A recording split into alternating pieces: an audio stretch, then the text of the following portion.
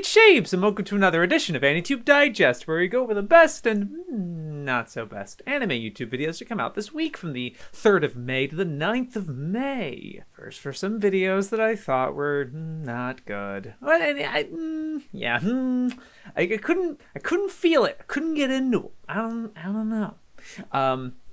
First one's for Noralities. Look, I like her videos. I do. Just not all of them. It's either like good and like I like them a lot, or sorry, no. It's not really. This one is, why are magical girls so gay? And I kind of had a feeling it would go sour, only because I don't feel like when she talks about these particular subjects, she's always the most tactful or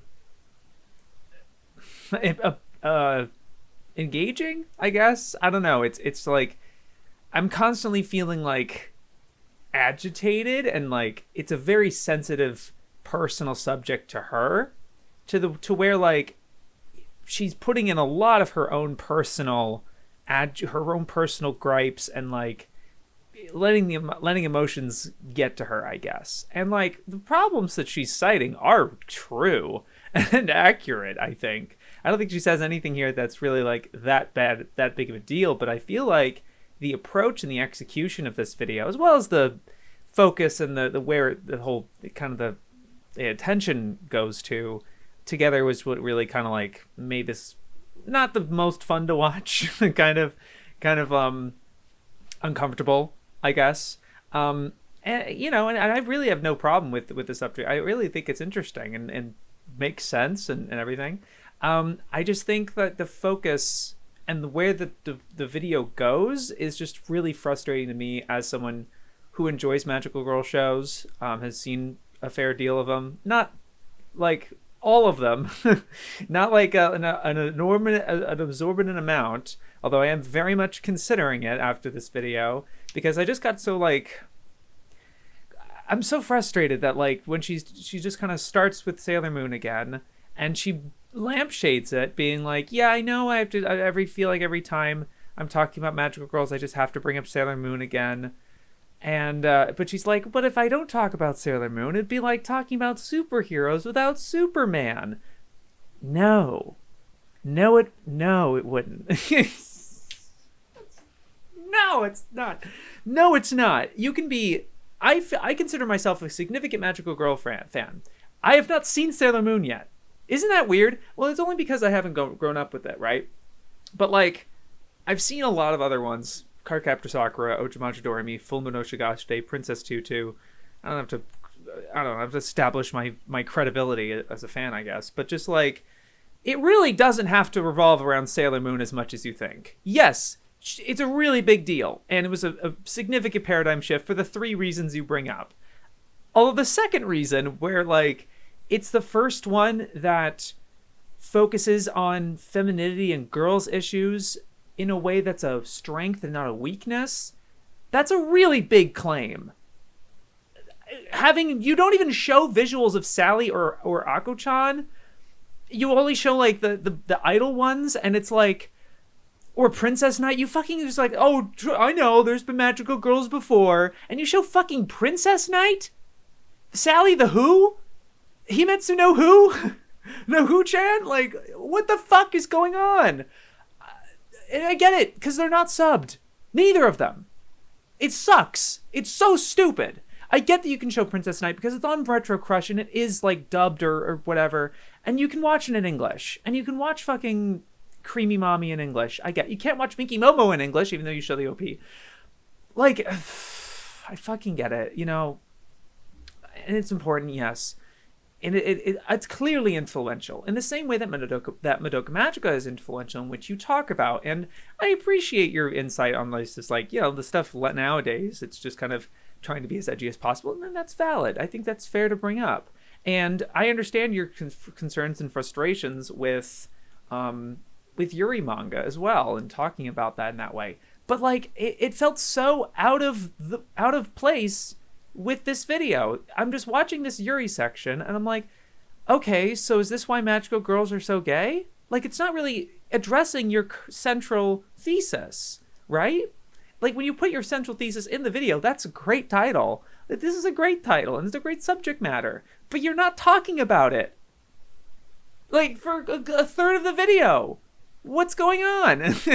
You know, and I'm not like, I don't know. I'm just kind of agitated by that. Like, because I think that this is interesting, and you could really go a little further deep into it. But, like, I feel like you wrote a paragraph that you pretty much said everything, and then you're like, well, shit, this isn't a fucking 30-minute video. I need to write more. And then, so then, you know, and in going into Madoka Magica and stuff, and the frustrations with that, with how, like, Ueberbuchi didn't want to full on endorse them being gay or whatever. Who cares? You can describe the depiction, you know? But all you're doing is pointing at one visual, like them being naked in space, hugging or whatever. And it's like, look, they're gay. I just want to be a little deeper than that. But I don't know if you're willing to go that deeper, because maybe the textual analysis just isn't there. Because, I mean, I've seen the original Madoka years and years and years, like 2013 or something. And I have not seen Rebellion. But, like, could you go into the textual things and just be like, okay, what is their relationship like besides they're in love, right? Or just, like, to validate, because, yeah, and I feel like that's the reality you're in, because, like, you're just fighting for scraps at this point. But then even the Sailor Moon thing, but it seems so explicit and, like, obvious, but you're just showing it through visuals and not through their dialogue or the things that I don't know anything about their fucking... It's so annoying to me that I've seen so many things about Sailor Moon and how this third season has this gay couple or whatever. I don't know anything about them. I don't know anything about their dynamic or, like, anything. I don't know.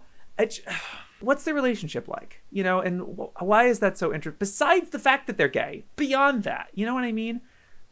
I just want to go deeper, you know? And I feel like you can go deeper in that, but then you're trying to make these bigger, broader claims that you can't back up, you know? And it's... I talked with another YouTuber because I just wanted to pick his brain about this, of just... because he's seen a shit ton and has talked about them a lot. And I was like, what are you thinking about this? And he likes your channel a lot. He's just in the same place with this video where it's too shallow. I don't know. And it also just didn't talk about the things it was talking about. And again, I don't think anything you're saying in the video is concretely wrong. Like, besides just, like, the approach is just, like, frustrating as someone who's enough into the know to recognize that and be like, why would you do that as a choice or whatever? If anything, this definitely motivated me more than ever to actually watch Sailor Moon. I mean, I was going to plan to next year anyway. I'm watching One Piece right now, but I'm hopefully watching all of Sailor Moon and a lot of other Magical Girl series. But then it's just so frustrating that, like, you just completely ignore Ako-chan and Sally the Witch. I get they're not subbed, so I'm just like, God damn it, do I have to watch them myself? I was considering that, like, a lot. I'm just like, oh, that's actually really interesting for me to do, I guess. But then some other people have mentioned, I saw Pause and Select tweet this, where he's like, what? No lyrical Nano, huh? no mention, pretty much. There's one clip where you show them, like, oh, they're 10 to 18, Ojimatra Doremi to Nanoha. But, like, it's clear at this point that you are aware of these series, but you've not watched them.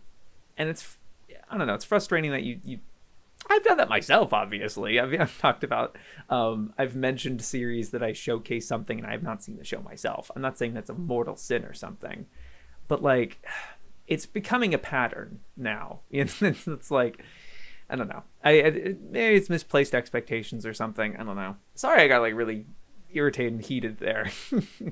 I think, and I mentioned this with the guy I had this discussion with this video, where, like, I'm very interested in your channel because you really either make really great videos or videos that really irritate and have a lot of things that are worth discussing. Whereas there's so many other channels where, like, I don't want to click on that video at all. I'm steering clear of it, right? I'm not going to steer clear of this because I think there's something interesting you have to say about it, and I think you go about it in an interesting way. Not always the best way, but that's what makes it, you know, engaging and worth talking about, I think. Because, again, these not goods, I think, are a way to give a broader understanding of, you know, appreciating the things we actually like. And I don't know how constructive it was. I do feel like just I would have preferred a little more focus and discussion of the representation and not just it exists, you know. But I get it's slim pickings, and that's really unfortunate. That really sucks. I get that. Although you know, I was mentioning to him as well, the guy I was discussing, because he mentions, like, you know, I get representation's kind of a weak spot. Like, I don't mind it as much, and maybe I should. And I was thinking the same thing, where I'm like, I don't know, maybe I should be bothered there isn't much representation. And like, yeah, I guess the Lord of the Rings is a bunch of guys. That never really bothered me, though, and maybe that's because I'm a guy. Probably. But like, I never really got bothered by, like, I don't know, I guess Onisama A, really. Onisama A, all girls, pretty much. There's no significant male character besides her brother character and, like, his friend. They're very, like, pretty much tertiary characters compared to the other cast. And her dad, I guess. You know, like, your slim pickings. It's the same thing with Sailor Moon, but like Tuxedo Mask is a significant factor in that show. And so it makes you kind of wonder that dynamic there of how are they able to operate these gay relationships or shipping them and whatever with this male character that also has powers, because like that's actually kind of rare, right? And maybe that's a commentary on later Magical Girl series, because you don't really see a Tuxedo Mask variant in these later titles that are taking from Sailor Moon's influence. It's this team dynamic, a little more action focused. You know, you think about the concrete thing, you know. It was weird that, now that I think about it, it is weird he didn't mention that, like, the big thing that Sailor Moon did. The three things was that, like, team dynamics, so it's more than, like, a team of magical girls, and that's pretty much correct, to my knowledge. Yours was, like, it focuses more on girl issues as a strength and not a weakness. I don't know where that's coming from. Maybe, I guess so. And what was the third thing? Yeah, the gay relationships thing. And I'm just like, I've lost my train of thought there, what I was going to say, and then it doesn't really go that way. You didn't really bring up that it's kind of the first magical girl that has significant action to it. It was an action-heavy title. That's kind of one of the things that, you know, other magical girls ended up leaning more into, is a lot more superpowers and, like, attacks. And magical girls before that point really weren't doing any of that. So I think that was kind of the major thing that Sailor Moon actually brought to the genre that you don't mention. It was just kind of weird to me. But I understand it wasn't really your focus. But, like, I mean, it's right there, you know? But then, like, I don't know. I feel like there might be something to be said where, like, Ikuhara wanted to kill off Tuxedo Mask a bunch of times, and maybe he was in an irritating aspect of the show for some reason. And so subsequent series probably looked at that and were like, yeah, we're not going to really have that superhero character, that male figure to save the girls and everything, because that kind of defeats the purpose. So they're thinking about that, and in subsequent series, they're not going to have any guys. So Precure, right? No magical guys, pretty much. Although there is one magical boy in one episode in a very, very later season. But yeah, I mean, that's tough. I don't know. I just would want something else, I guess. And just I felt the Yuri section, while you're correct that of the representation's pretty poor and kind of slim pickings, it's still kind of miserable to listen to. And you can make that its own video and maybe talk about specific series and not just show the same exact clip 3 times or so. Maybe it was twice, but like it felt like every time you're bringing up one of these series, you're using the same clip. That's problematic. You know, it's like, that's, oh, too bad, you lose. You know, like one scene. You know, imagine you had that attitude about Sailor Moon, which you bring up. That's like, oh yeah, Neptune kisses her without her consent, and Crystal brought that back for some reason. When the original anime wisely cut it or whatever. You know, like, that was good commentary. I liked that part because it was actually a concrete bit of information. You know what I mean? But I don't know. It was just frustrating to me. Yeah, pretty much it. And this other one, I guess it may be a little hard on it, I guess. But I wasn't a fan of the new Eyepatch Wolf current state of Shonen Jump video, a new era of manga and anime, just because I think he kind of repeated himself in the same. He kind of had the similar talking points. Didn't have that much insightful things, and this time around. And I have to double check. Maybe I'm misremembering, or he unlisted them or something. But like, I don't know if he does this yearly, because there was the current state of Shonen Jump, which is 2018, I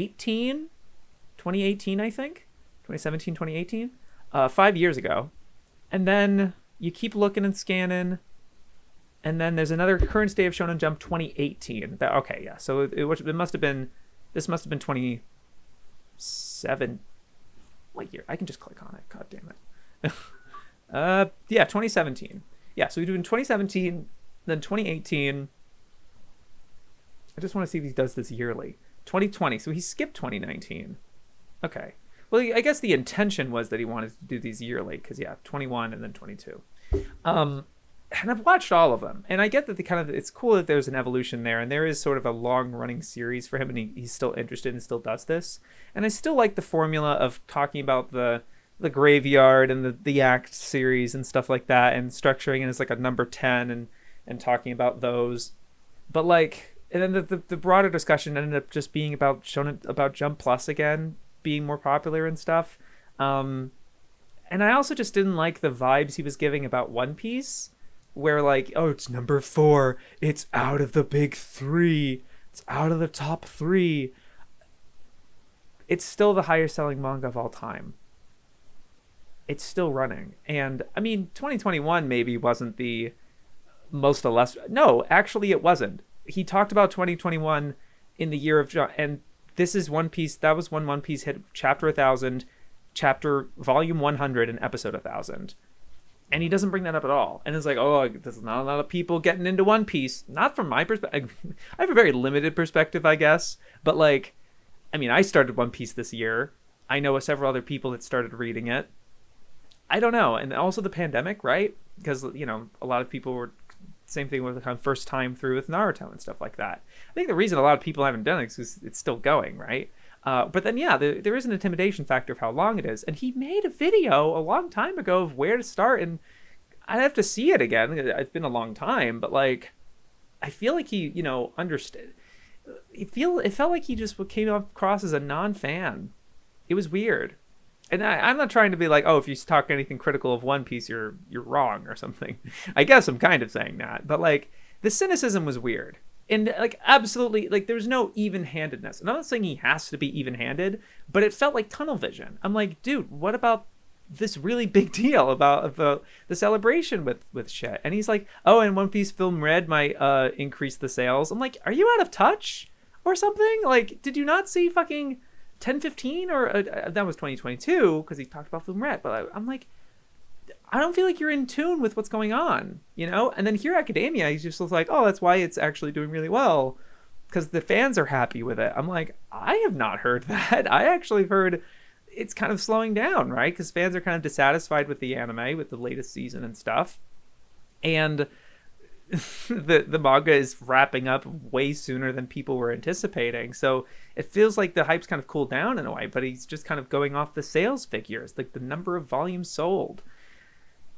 I don't know. It just felt really weirdly placed in priority and stuff like. And again, not really saying a lot of additive things, in my opinion. It didn't feel like as in tune. He didn't really talk that much about JJK besides it's the new hype, or just kind of like, oh my god, it's the new king, or something like that, and just kind of gassing it up. But not really talking concrete. I'm not saying he has to talk about plot or anything like that, I guess. But just like coming from a perspective of like, how is the course of the story going, and just being in tune with it, I guess. It was just weird. I didn't get good vibes from it personally. That could just be me though. Yeah. I'd also like, it's somehow the longest one, and yet like, I don't know why. Like, I don't feel like he said as much as these other ones. I don't know. There's something about how it doesn't feel like it should be 49 minutes. There's something about it. I don't know. Even though I'm asking him, they're demanding for, it's weird that it's so long. You know, I'm kind of like asking for like, where's this, and it feels kind of like repetitive, and I don't know, weird. That being said, with Eyepatch Wolf, as I was watching videos for Digest, I saw that he was streaming, so I'm like, yeah, sure. I've seen like some of his streams, and he seems fine and kind of chill. And you know, he's really just talking for, you know. And later on, he played a short hike, which is one of my favorite games. He was playing it for the first time and stuff. So watching him play that game is really fun, and he liked it a lot. And you know, I was so much more chill. I don't know. I've been feeling a little more burnt or stretched out by his vids lately. definitely, like, I love the Garfield vid, but then the Berserk vid felt at the similar intensity, and that was kind of a mixed bag. And then this one almost had the similar intensity with the Shonen Jump thing, but like it long and just. But he's made this video before, you know what I mean? There wasn't that much growth to be had, I guess, in the same way. But yeah, no, I liked the stream a lot, and he said that like it'll make sense why he's gonna be doing like multiple 3-hour streams for the next 2 weeks or something, or a week, and then 5 weeks later it'll all make sense of why he did it. So I don't know, I'll be following it. It just seems kind of a chill, just chatting kind of stream, or just kind of does whatever. I'm fine with that. I think he has a good presence, although he does very long periods of not talking or quiet and just reading the comments and things. So that's fine. I do the same thing. I just found that as a notable thing, and that's okay. But I really like those streams for what it's worth. As much as I wasn't a fan of this video, really like that the streams and stuff, and I might continue to tune in. Okay, now for some videos I thought were decent. They're pretty good. And this one's from SethTheProgrammer, Naruto vs. Ichigo official trailer. I didn't know he's been working on this for years, apparently. And no confirmation of when it's coming out, because it's a trailer, but I guess that just means it's coming soon. But usually trailers are supposed to kind of give an indication of when it'll be done, right? Usually that's kind of a indication. That's part of the appeal, to hype the people up. But this is just sort of like, it's still happening. We're still working on it, guys. You know, that's kind of how it came across to me. And then the other thing I'm just thinking about, because I've seen both of these series now. You know, the verses of two main characters thing, it's been around for years and stuff like that, and it's fun to speculate and stuff, and it's also cool to see a cool spectacle and stuff. And it's like, who, you know, but I couldn't help but think, just I feel like maybe holier than thou when I'm speaking about this, but just like, I feel like if I was to be properly invested in an animation like this, or in some kind of, I'm not expecting a feature length or something like that, but just like, you know how like they have to give that like intro of like, why are they fighting? And like the intro to this, it kind of came off as like, actually, I don't know if there's going to be a reason. They're just going to fight for whatever. And it made me think how a lot of these versus fights, they always think about just the power set and what they can do, and maybe a baseline of their personality, but like not that much else about their character. Like there should be kind of a motivating reason why the two of them would clash, or maybe how would they clash with each other in terms of their personalities. I would want to have them have a conversation first before they fight. I would actually find that a lot more interesting. I don't know if I'm trying to be like a hipster or something, but like that's one of the things I really like about Naruto and Bleach, is just the interactions with the different characters and how they interact. It's not simply like, oh my god, this guy's gonna fight this guy. Part of that is just their relationship with each other. You know, the reason Ichigo is really gunning after Grimjaw, for example, is because he had that earlier fight with him, and it's been a long time since I've seen it, like 2 years or something. But just like those two personalities clashing and the way they talk to each other and their relationship is just as impactful in making that fight really interesting, on top of the flashy action stuff. And this looks really great, and that's why I kind of give it a decent, where like the animation looks really impressive, and I think it'll be very creative and interesting, and has a good understanding of both of their powers and stuff, and that's great. I'm just worried about just like, where's the characterization? You know, I don't want to look. I'm not asking for development or something, or themes, or just a broader, bigger picture thing. I get the focus should be on the fight. You're just putting your priorities where you want them to be. And, you know, it's only going to do so much for me personally as a fan of these works. But maybe that's just my perceived thing. I don't know. I would also hope that maybe the fight, in terms of who wins, I kind of hope there's no winner. I don't want it to have like this character won of this. I don't know. It just kind of adds to that like competition of these stories, and the competition thing is such a toxic, sick aspect of this fan culture of like which one's better and things like that. I just find it so detrimental to these series, and brings up a lot of, because other fans are just going to uproot a lot of it. They're trying to find plot holes, and they're just trying to sour impressions on things, and people can't help how they feel, and that's fine. You don't have to gas up everything. It's just that like ruining that, making that experience bitter for other people is what kind of rubs me the wrong way. I'm not saying that Seth is going to try to do that. I think he's just trying to entertain people with this fight, and in their perspective, it won't be satisfying if neither of them win. But I think it would, in my opinion, I actually think it would be satisfying, because it just shows that it's not a competition. It ultimately, the outcome isn't ultimately what matters. It's sort of the interaction itself that is the treat, that is the spectacle, and getting to see them flex their powers against each other. That's cool, right? Yeah, but I thought the trailer was interesting and cool. Yeah. Aesthetic in anime and manga by The Masked Man. And I checked it out because of the thumbnail. It's pretty cool. And I just haven't seen a Masked Man video in a while. I wanted to check it out.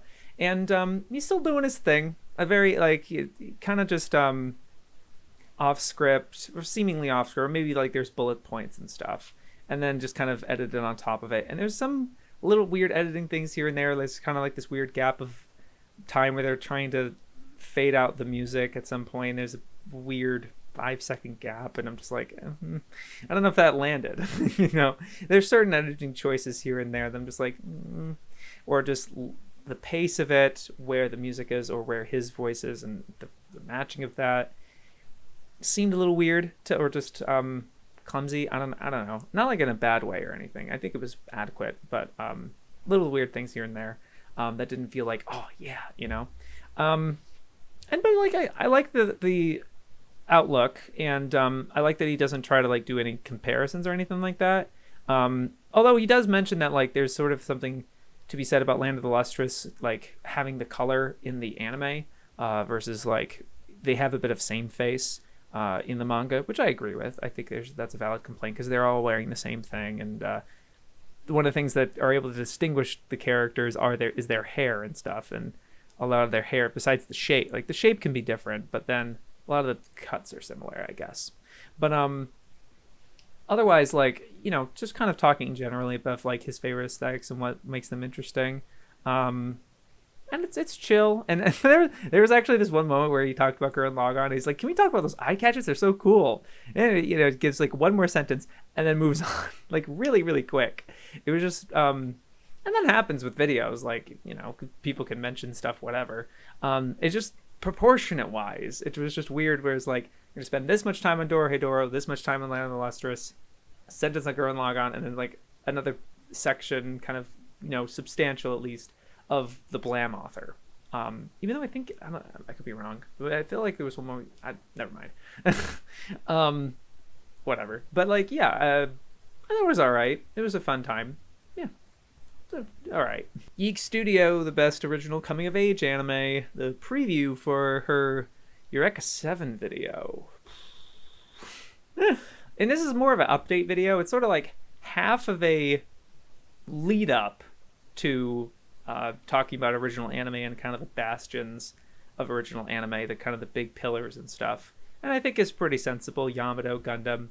Although with Yamato Gundam, I would have liked it if you mentioned that there is the very deliberate connection with Yamato and Gundam. I think you said influenced by its success. And, yeah, more precisely, Sunrise wanted to make an original series that they can turn into a movie like Space Battleship Yamato. It was the movie for Yamato specifically that got them to make first Daitarn and Zambot, and I always fucking mix the two up. What the fuck is it? I think it's Zambot Daitarn. Okay, it is. Yeah, it's fucking Zambot and Daitarn. They made those two first with Tomino, and then the third one was Gundam, and that was kind of the last shot before they're okay, we have to scale back and do contract work. So it wasn't really yes, it was all Tomino's ideas and stuff, but really it's Sunrise's initiative to want to make original stuff, which I think pretty much got across, which is a bit of a nitpick and stuff. But then, originals and passing off to Ava, and they still had it in them with Bebop, with Bones, and then that's creating more originals and stuff, which is great. And I think that growth to where you are to get to Eureka 7 was good. But then I think the kind of thing I'm talking about, the real want to talk about it in Digest is the second half, which is just kind of an update talking about how long this video is going to be and some inside baseball of like what you can release of your current living situation and things like that. And that was stuff that I was really interested in. Not that I'm, I don't know, just because like I follow your stuff for a while and seeing it's like the reason I was able to make these so many of these videos, the reason I'm doing so many super chats, I'm making more money this way, and I just the clarification's great. As someone who's followed your stuff for a while, and when you're not that clear, but you don't, when the audience doesn't really know what's going on, it's tough with you, you know. And I think as we've talked about over the years, and I've seen you evolve over time. But yeah, where was I going with that? I was gonna mention, you know, I don't know if I was gonna tweet it at one because you quote tweeted somebody about something, and then I posted, and then you deleted the tweet or whatever. And I mean, I said it where like I don't want to interrupt your creative process at all. I don't want to you know, trust the plan. You know what I mean? I totally get it. It's just like as someone who is also working on a really big video that is going to be probably about 50,000 words, but like yours sounds like it's going to be 80, right? Because you're at like 44 and you're in episode 20. That sounds like you're going to be double the length or something, you know? That's nuts. That's crazy. And I would hope that like, because for me, right, this is the Naruto thing is really what's like, I can't make anything else, you know? And I had one idea, but I don't want to make it public or anything of what I could do, but it doesn't really, mesh well currently with the Naruto thing. It's just for me, I just want to work on the Naruto video so that it can happen and it can actually get done. Because if I end up sidetracking to other stuff, it's just less time I'm spending on this thing. And even just doing Digest right now, or the streams that I do at the end of every week, and the work, you know, my real jobs and stuff, you know, it's hard getting to that. So I am in part jealous of you being able to have all that time and being able to focus on writing a bunch, and on top of doing all the stuff that you're doing. It's just really admirable. But I would just be concerned of just like, does it really warrant that length?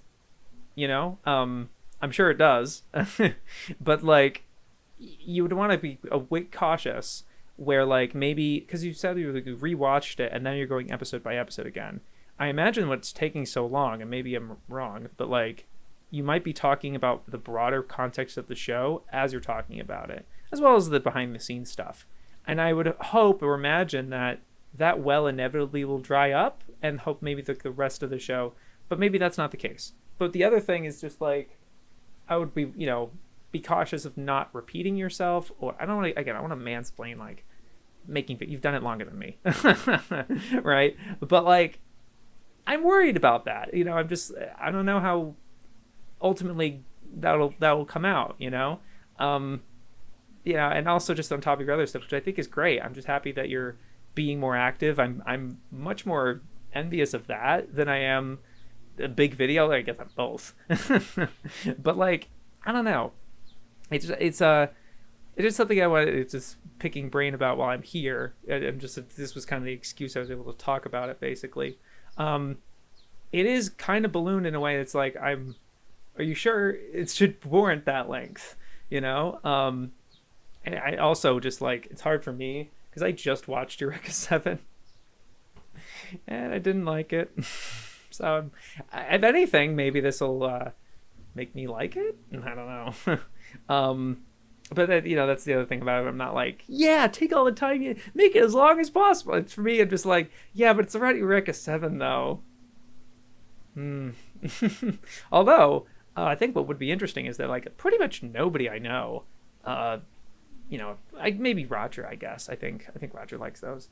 But like, you know, AO and the High Evolution movies, like those have not been well received to what I'm aware of, right? So an additional, you know, talking about those, I think would be really interesting, and maybe a defense of sorts if you end up feeling that way about it. But heck, I mean, if you're talking that much about this in this way, it's interesting. I don't know. I just wanted to just vibe and spitball about it, I guess, because it's just like, as someone coming from someone where like, I'm also trying to make a very big video, not trying to be comprehensive like you are, not even close. I can't be with Naruto. 720 episodes at the kind of the pace that you're doing it, like, no, yeah, unfeasible. But just the stuff that I'm interested in, I guess, and I just like talking about it in detail and stuff. And I'm trying to be cautious of just like isms and repeating myself, or just like, is this stuff really necessary? I'm hopefully not going to be married to the length. I'm pitching 3-hour Naruto video because I'm expecting it to be that long. It's already 35,000 words. So but then I don't know. I feel like I don't want to be married to that length. I want to be more willing to kill off my babies and make it the best possible that it can be. But just like how big it is that you're making it, it's just hopefully you can, it doesn't suck up all of the life that all of the attention and stuff, because that's a huge thing. And I think the 4-part split is a good idea. I don't know if I can do that for me, just because I'm at a size, and the subject matter being Naruto, I feel like if I made multiple Naruto videos, it might not be good for my channel, because I only want to talk about it so much, and I don't want to bloat my subscribers or anything like that. So I'm cautious about like putting out multiple Naruto videos personally, but I could still split it up, I guess. But I don't know if I would want to split it up into anything less than 9 parts, because it's 9 separate videos, 9 separate ideas. But yeah, I don't know. That's what I'm struggling with right now. I don't know. Just wanted to discuss this in a broad sense, YouTube wise and stuff. I just find that stuff interesting. Yeah. I admittedly don't have too much to say with the Mother's Basement video, Why We Love Spy Family. I'm assuming it's the X is silent because Hunter x Hunter's is silent, and Gun Sword is silent. But we have to hear it in the show or by interviews or something that they can confirm it. But whatever. But yeah, like I haven't seen the show, I haven't read the manga or anything. I've heard it's fantastic. Heard all the buzz. But like, I'm just it's another Jump series that I'm just kind of like waiting for it to finish, even though it's a comedy and it's like you don't really need to wait or anything. But I don't know. But so a lot of the bulk of the video I could kind of take or leave. It's just more Jeff, and I think it is a little more minimalist because he's talking into a camera a lot more in this one, because he's in the middle of moving and stuff. But the chunk the reason I wanted to talk about it here is because of the significant third of the video or so, maybe even half, where he's talking about how gag manga is the kind of the true king of manga. I don't know if he said anime or manga specifically, but like if we're talking about manga adaptations and stuff like that, yeah, gag series are the number one for sure. I think he was saying anime in general, because like he was talking about like Robots 2 and hentai and things like that, and like setting up these other ones, it's not that. So I think he's talking about anime. And in terms of like the main engine and stuff, I think gag is probably the best answer, but the real answer is that it's a multitude of things. If it wasn't for multiple avenues happening at the same time, all of those contributed individually to the growth, and to the culture, I guess. And a lot of smaller series too. There's one thing to be said where like, the biggest pop or the biggest successes and stuff are the ones that drive it, and that is true to a point. But then there's also things where like a lot of series happening at once creates trends, and they create kind of a wave of stuff, and there's a movement and things, and there's multiple of those. I just feel like the nuance should be appreciated or respected, I guess. But I just love the focus on gag series, because I do think it's an aspect that the community completely discards or ignores or just takes for granted. His point about Dragon Ball being a gag series is correct. The point about One Piece being a gag series is correct, and I think that's the reason that those two series in particular have been able to to have the broad success and wild runaway success that the two of them have had, that the other series that are just as influential to the magazine, Fist of the North Star, Naruto, Hunter, whatever, JoJo's, even JoJo's like has a fair bit of comedy to it, but I don't think it's the same gag type of thing. I don't know if I would go so far as to call it gags, but it is very funny, and the comedy aspect is a significant part of that series.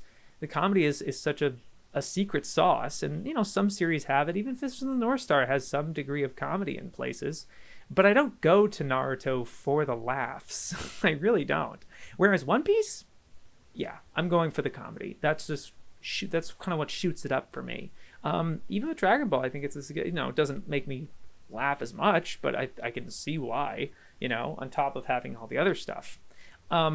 So I think that point is so sound and great. And I also like that he was able to kind of broaden it to not just Spy Family, but kind of, hey, look at the current season. The 5 most popular ones are all comedies, and there's something to be said about that. And I think that's totally fair and reasonable. So I like that they brought that up. I think it was a good part of discussion. It's kind of buried. Thankfully, it's a good part. It's not just one little nugget. It's half the video. But like, I wish it was. Unfortunately, it has to be marketed this way because otherwise YouTube, yeah.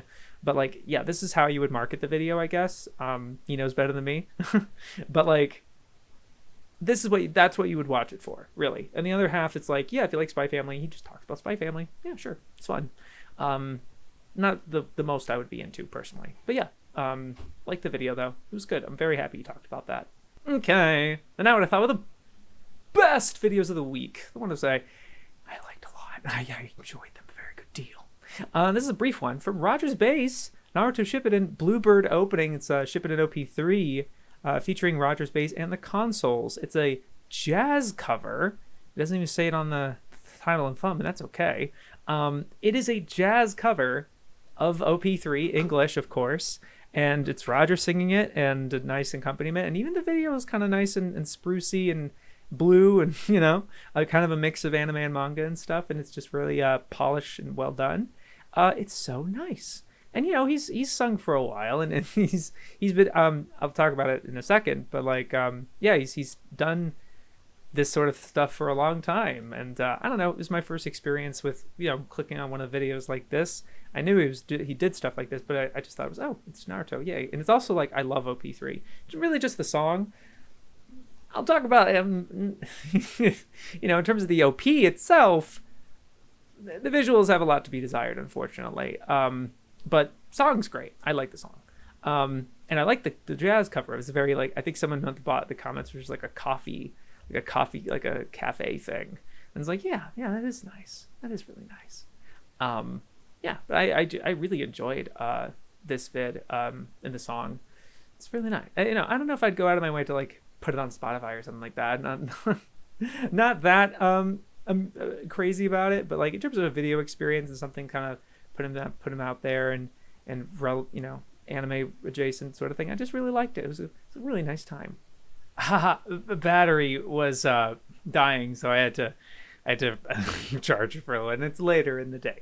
It's still daytime though. I want to speaking of RogersBase, Dude in a Room had a nice interview with him, what any YouTuber can learn from RogersBase. And they're buds, they're both One Piece channels, and I guess Roger did a little mini reverie with some other One Piece YouTubers recently.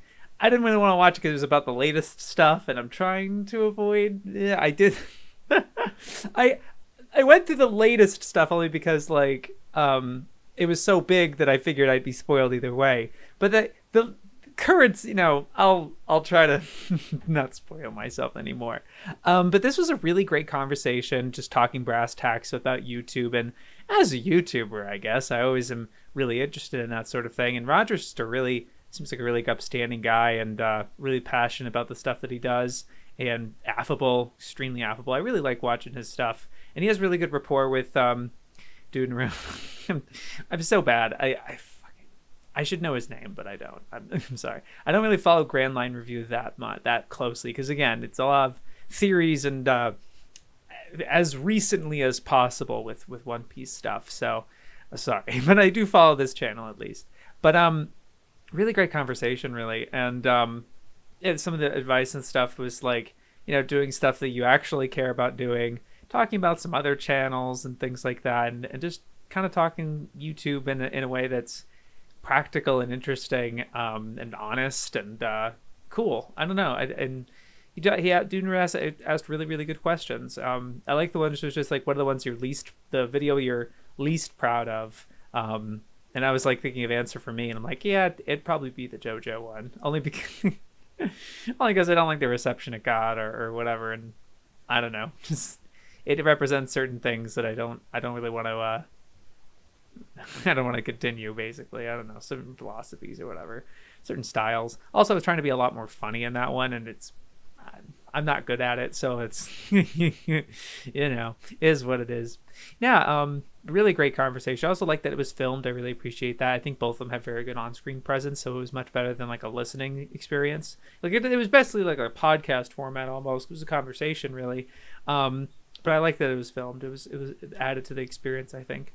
Yeah, I really liked the video. It was awesome. And because I had that break, I happened to catch Veridis Joe's latest video, because it came out while I was recording that initial bit, and then I ended up watching it. I'm like, that was great, and I just want to include it. The hate for turning red made no sense, and it's just, I hate just bringing these videos up for Digest, not like his other stuff. I do watch his other videos, but it's stuff that like doesn't motivate me to watch to talk about them on Digest, I guess. And obviously the turning red not like an anime thing, although turning red has a lot of anime influence.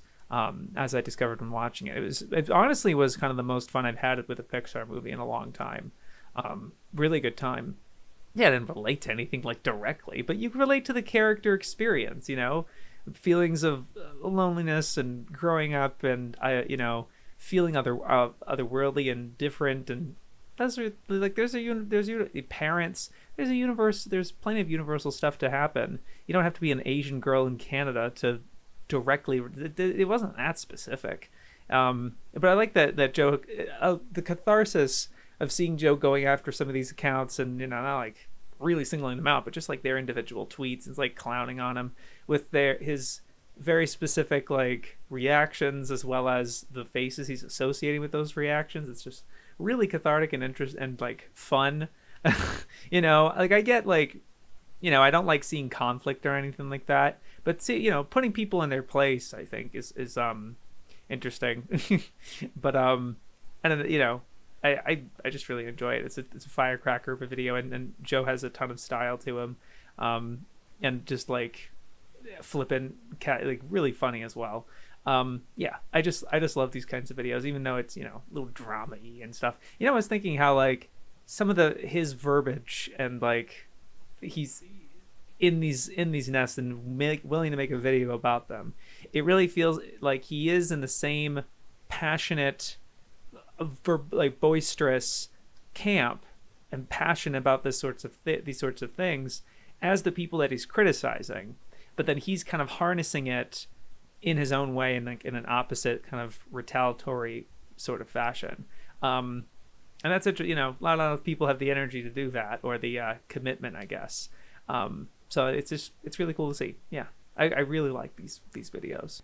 Beyond Ghibli put out a nice big video on Aegis Rim.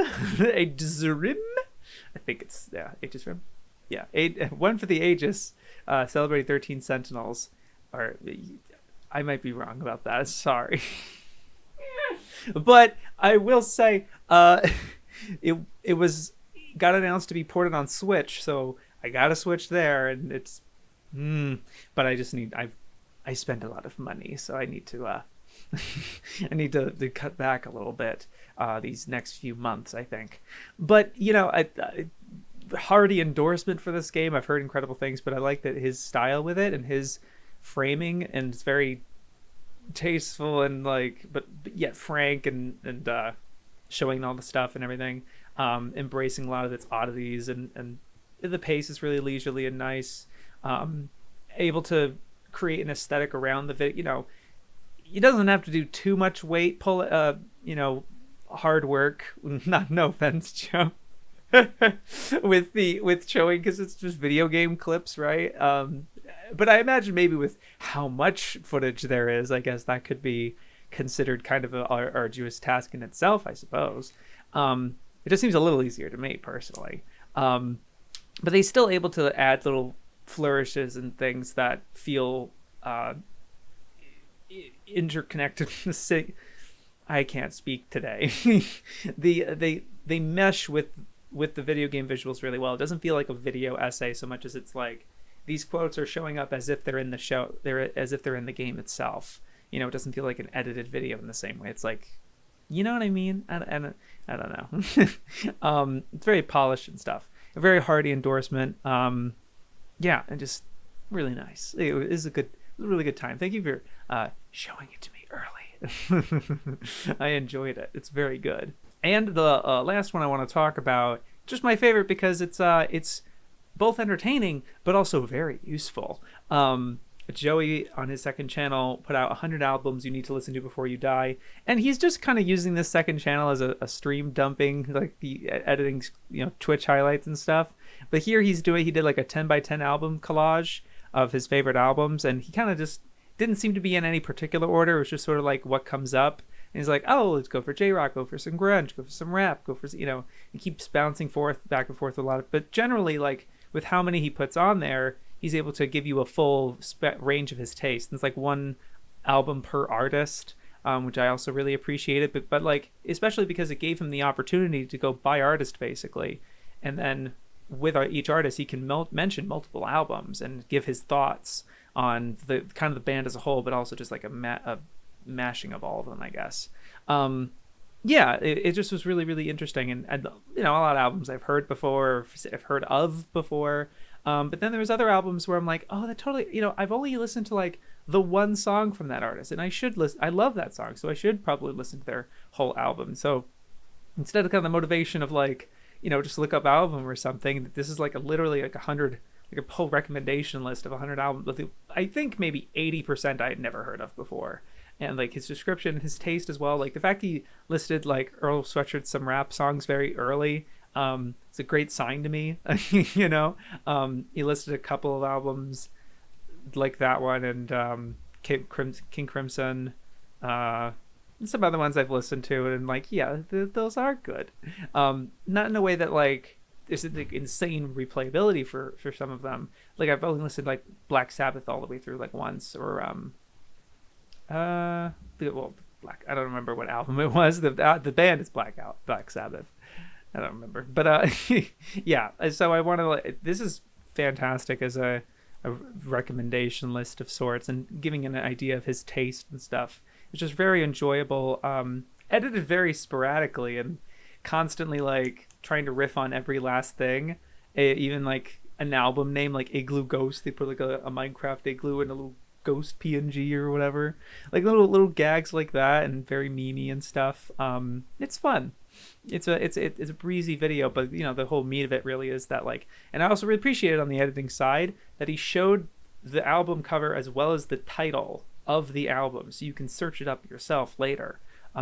Really appreciate that, because I'm definitely gonna do that at some point. I have too many other things I want to do. It is what it is. But I really appreciated this, and I really enjoyed this video. I liked it a whole lot. So yeah. Alright, that'll do it for this installment of AniTube Digest. Thank you very much for watching. You guys are great. You have a great week. Yo, peace.